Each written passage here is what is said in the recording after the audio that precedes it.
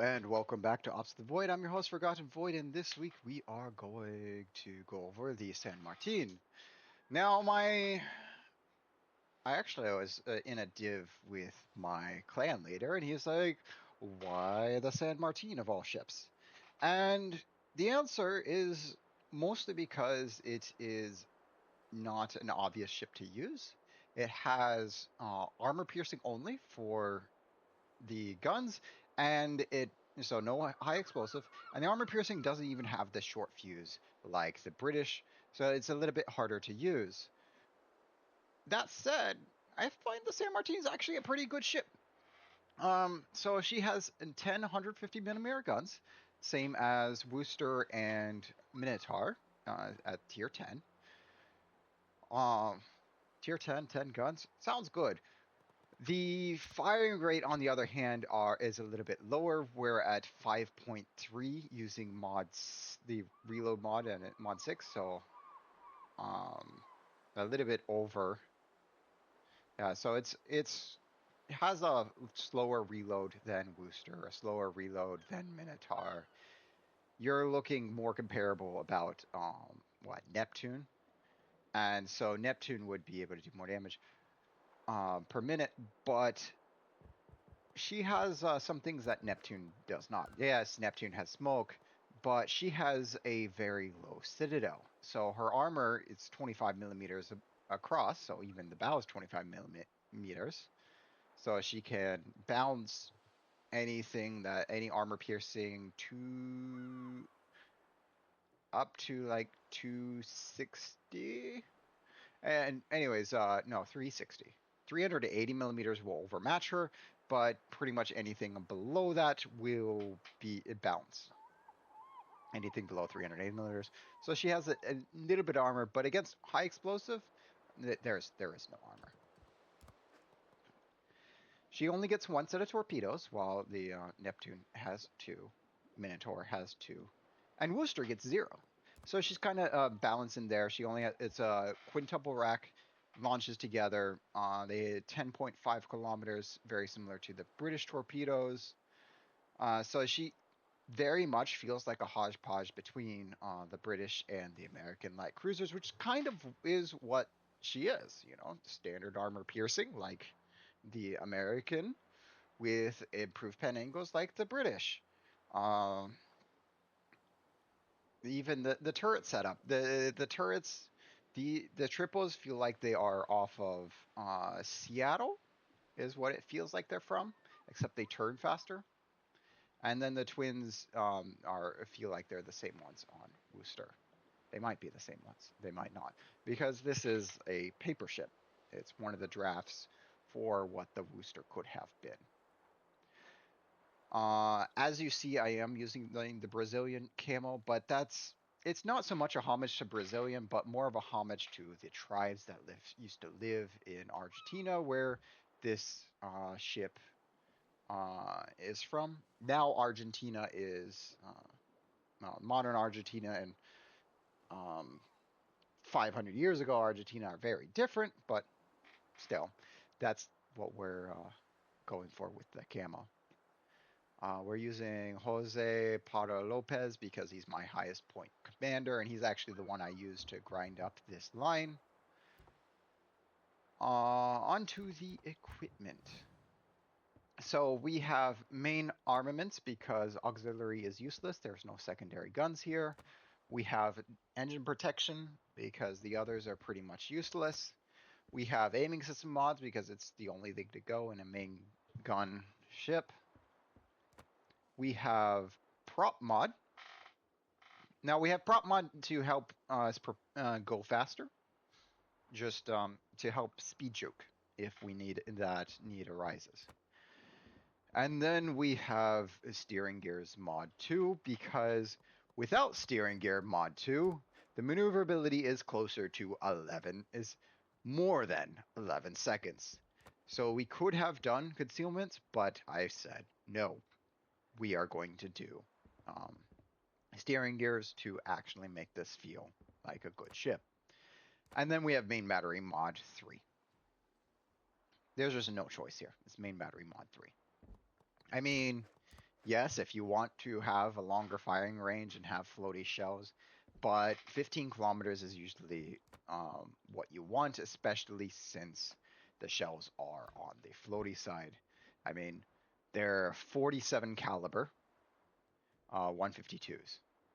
So what that means is if you if you measure from the barrel length to the end, you have 152 millimeters times 47 times. And basically, on anything under 50 calibers is going to be floaty. Even 50 calibers is floaty. And so you want anything. If you're going to have 60 caliber, then yes, it's not so floaty because the shells will be traveling faster. But since these are only 47 caliber, they're rather floaty. For flags, we're using HP just for that little bit. You go from 4,900, well, just under 5,000 to just over 5,000. We are using AA because why not with our Def AA? I run Def AA because of Hermes and Cherry Blossom, and we already have radar, so why do I need a short range 3 kilometer hydro if I have a long range radar? Yes, it detects torpedoes at 3 kilometers, just like the British short range hydroacoustic search. It also detects ships at 3 kilometers. That's really not very far, and I'd rather kill them before they get that close. And that's what radar's for. We have consumable reload, and this is to help with the reload of the consumables, both with and without the F key. And we have HP so that HP flag so that the specialized repair team heals a little bit more. Now the specialized the consumable F key. This allows for your consumables to come off cooldown really quick. And this is the key point, which I'll be showcasing in this video, is how great this consumable is. Now on to Commander himself. We have Last Stand, just in case anything gets knocked out. We have Priority Target, so that things are looking at us, and we know when things are looking at us. We have Superintendent. This is for because we will run out of at least heals. We have Adrenaline Rush so that when we have lower HP, our guns shoot faster. We have Top Grade Gunner so that when things are within our base detectability range of 11.3 kilometers, our guns will shoot faster. And since we're not taking either Concealment Expert nor the Concealment Mod, it's 11.3, which is the base. And this is actually a really good number since it's far enough for Top Grade Gunner to take effect while still being stealthy enough that we can go dark if need be. Next, I am taking Pack-a-Punch, which puts our torpedoes up to 20,000 damage. And then fill the tubes to so we can actually make use of our torpedoes, hopefully. The other option is to, so you have 7 points to play around with, well, 10 9 if you don't do here. We're doing focus fire training for the extra AA explosion, which helps with the AA in Hermes because explosions are where you do a lot of your damage. We have the other options are Survivability Expert for more HP and in turn more healing. You can do radio location. So yeah, if you don't go into torpedoes, I would probably do more HP and radio location. But we are building in torpedoes because I like torpedoes. And Roger. So here we are. We're starting in the north section, and now the north section. This actually happened in update 14.2, where the spawns, then Wargaming fixed the spawns so that there would not be a case where no ships spawn in the north, because before it was a complicated spawning thing. You can read about it in the wiki that the link is posted below. Anyways, the because of that, now any ship can spawn up north. There is no more spawn restrictions. And so here we are. We have the Schlieffen saying, "Get back! I'm the DPS." Actually, I lack the range. I don't have the range to shoot down south, but I do have the range to shoot at cruisers. So now Genon is requesting radar. And Schlieffen says, "Oh, here comes the useless guy on the team. Me." I decide not to respond to that. Because why respond to it when you can just prove them wrong by actions? So we're going to go up, and we are going to take care of the cruisers.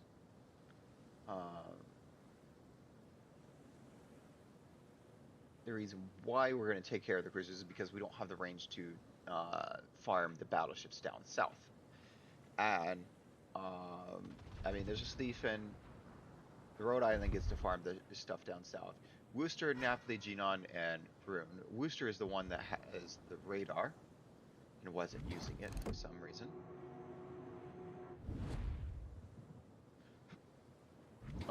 Worcester had radar, they just weren't using it.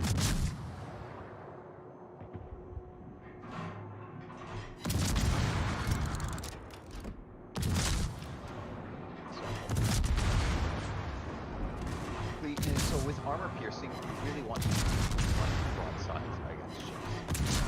We want to hopefully get those Sidios, but you won't be able to get them all. So you want broadsides, as here we are. We're just doing full pens.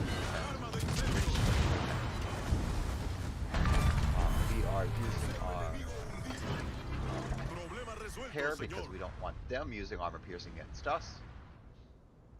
And we're going to go ahead and use our heal.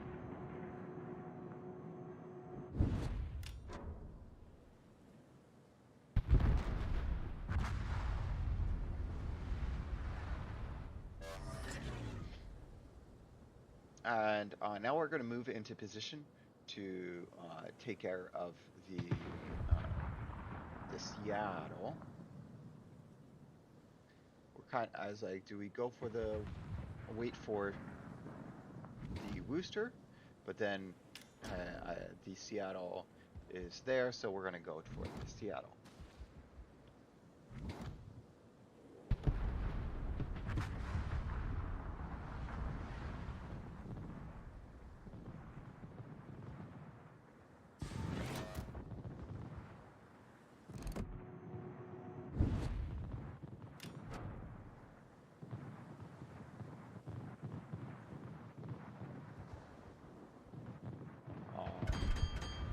Well, it looks like our team did well against the battleships, but not against the destroyers.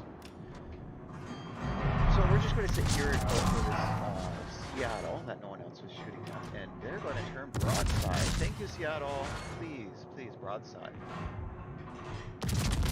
The bots, after getting to their locations, they will do one of two things. They will either go for the closest alloy, or they will go for the aerodrome. Now, I believe why they go for the aerodrome is because they are considered allies, and so they'll go for the closest ally no matter what. But if the aerodrome is closer than any player ship, or Kato, then they will just go for the aerodrome instead.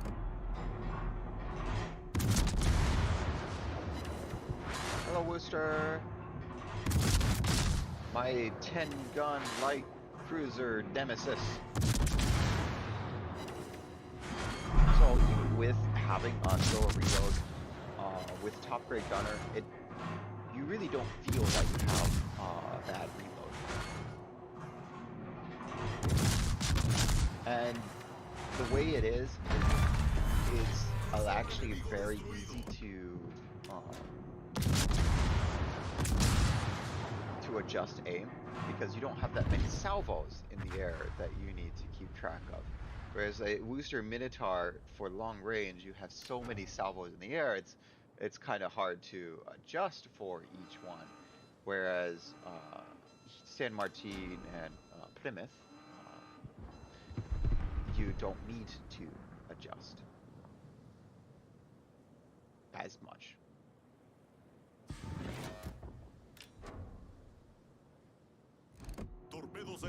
So here I'm like, oh, do those torps run out? Do those torps run out? Maybe I need to turn out. Those torps don't look like they're going to run out. And then they run out. But we're going down south to get the sides of these Clevelands, hopefully.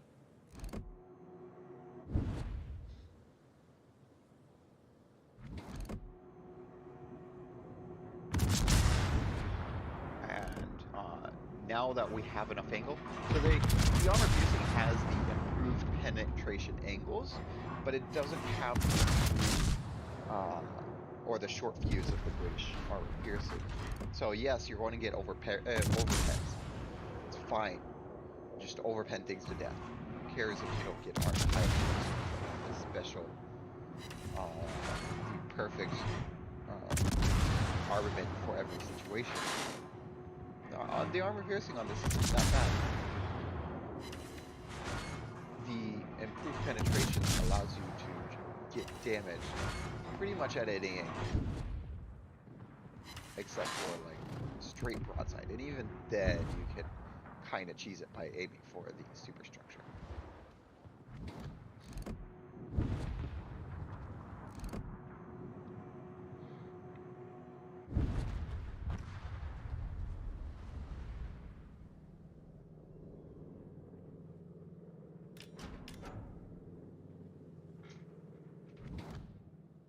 So, and there's the second set of Clevelands. Now, the spawning conditions are also written in the wiki. Again, link below. Wiki for this one has been updated for a while. Yeah, I think you just saw me update my radar, so you can update the minimap. This is base game about adding circles to the minimap so you can see where things are. So I did that for radar just in case I needed to use radar. So I know what's in it.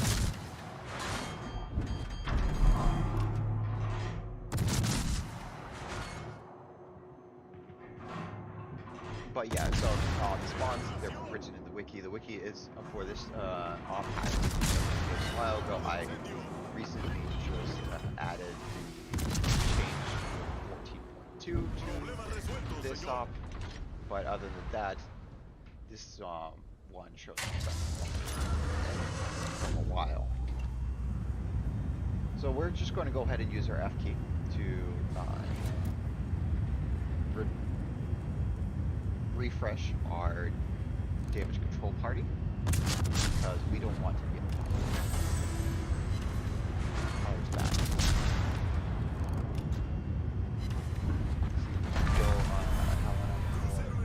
Turrets, shot at a little bit. Well, we got the Helena. We have our 4th cruiser kill for our natural selection. Natural selection being 4 ships, 4 kills of the same type, or 8 ships of the 8 ship skills of the different type of your ship. So we're just going to say, nope, we're not going to get back. I see the planes flying south.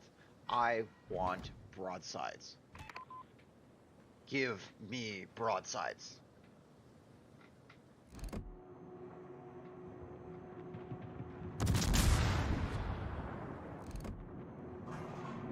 And so we're kind of at the point where we're just going to be smart anyways. So we're going to start shooting. We have the top grade gunner, and all 3 of the cruisers are now allies. The planes are actually able to get a strike against the platform. Amazing. Amazing. But that's actually probably because it if it was the Clevelands, they would have been shot down. Shot. Okay.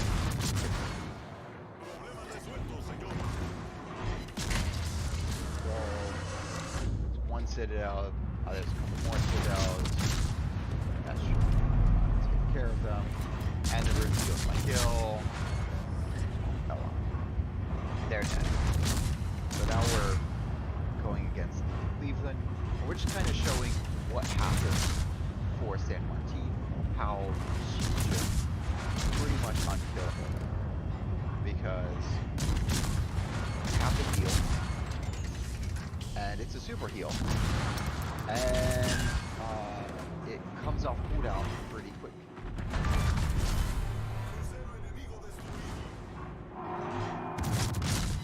And not being able to be set on fire also really helps. And here I do hear a lot of complaints about the F key. At San Martin level, you really don't have an issue with the F key. At the lower tiers, tier 7 and tier 8, a lot of people will alternate turrets to make sure that the F key is not... Ouch! Torpedo tubes! This is actually where I remembered I had torpedo tubes. I built 4 torpedo tubes, and then completely forgot I had torpedo tubes. And so at this point, I vowed to use my other torpedo tubes since I built into them.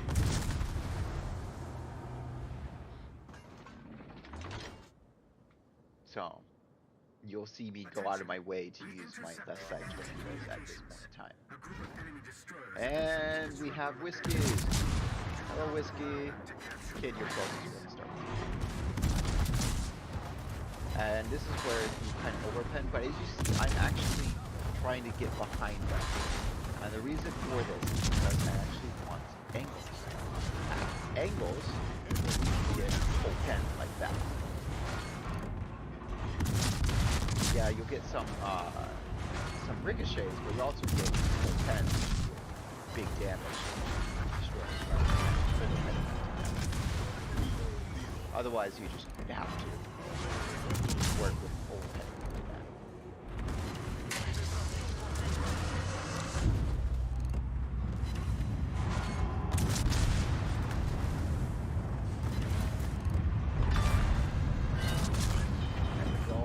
Second whiskey down, we'll go ahead and activate our DCP again. So as you notice, you can use the DCP multiple times.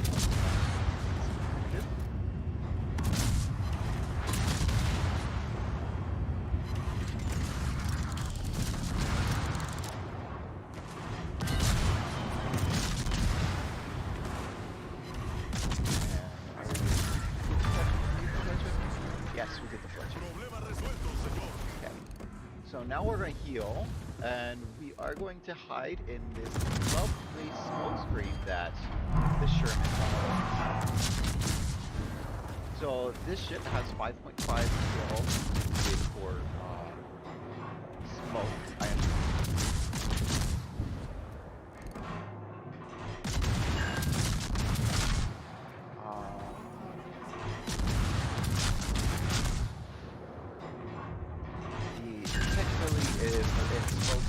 Affected by concealment on, so it's the same concealment that we're using now. But as you see, it's a little bit difficult when they are straight bow in, so they're trying to get their super soldier and their gun, everything above them as their ship to actually get straight. But it's really difficult when they're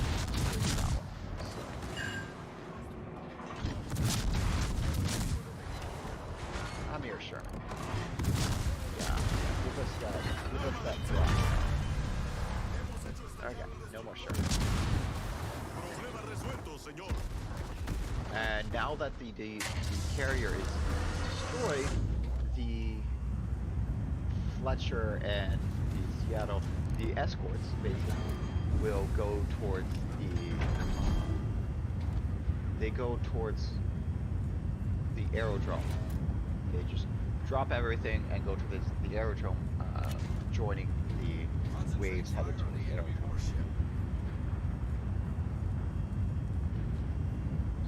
So this is where I'm like, okay, instead of running away, we're going to move in to use our torpedoes. So we're just going to send the torpedoes to its main target. I'm on radar, so might as well just shoot and say, hello, Fletcher. We are going to overhead. Overhead, overhead, overhead. Oh, we got a full one there. There's Fletcher torpedoes. And since we already kind of overturned to get into the big gap, I made sure to get into the small gap, and then we're going to slow down and watch our torps hit some destroyers. So seeing how the torps didn't really kill the destroyers, now I'm going to focus on hurting these destroyers because they have torpedoes. And the Humphreys is actually it's a tier higher, it's worth more XP, and it's a destroyer, so each point of damage is more on the Humphreys than it is worth on the cruiser. Same with the Fletcher there. Fortunately, we weren't able to save Planet Commander through. There. Anyway, so now we're going on the Annapolis. Our torps exploded, but we are just going to try and kill this straight up. There we go. Okay. And now Seattle's looking. And now, they just overpanned us a bunch, so we don't have much HP yet left in here. And this is all the HP that we can do. So far our 2.4 million tank damage. Okay, so I was going to run away a little bit, but I'm like, nope, get those torps out. Get those torps out before I die. So I should have aimed a little bit back for the torps because main is going to slow down, but I was just trying to get those out as fast as possible for any extra thing. So we end with 2.5 million tanked, 500k, going to be a little bit more as long as these torps hit. But the torps, that's another thing. The torps are really good when you build into them. They had 20k damage per torpedo. So we hit the main. We only get about 10k because now it's just saturated. We got the last bit of HP at the nose. The Rune and the Genon is still alive. The Schlieffen died a while back. I didn't see when the Schlieffen died. Even after watching this video 3 times, I never really paid attention when the Schlieffen died because, well, I was busy doing stuff for the team.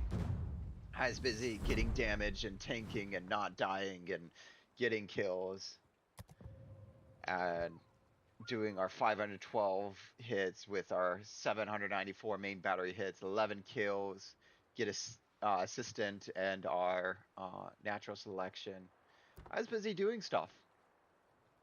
I wasn't paying attention to our Schlieffen or any of the other ships really. So Schlieffen, the Genon who survived, we're at the top. Genon survived. It is also there. Rhode Island is there, and then we have Schlieffen, who should have been higher if they played their ship right. And Worcester, who could have been higher, like me, if they played their shift right. So we took 145k damage total. The torpedoes only did 69k damage. Nice. But this, yeah, we did a lot of damage and tanked a lot of damage in a light cruiser. Um, so with greens, we actually made a decent amount of money, even though we're in a tier 10 ship. Even if we didn't have premium time with greens, we would have made money. Uh, so if you like this video, give a thumbs up. If you want to see more as they come out, click that subscribe button. You don't have to do either. That's just helps me. But I do hope to see you again next week. Have a good one.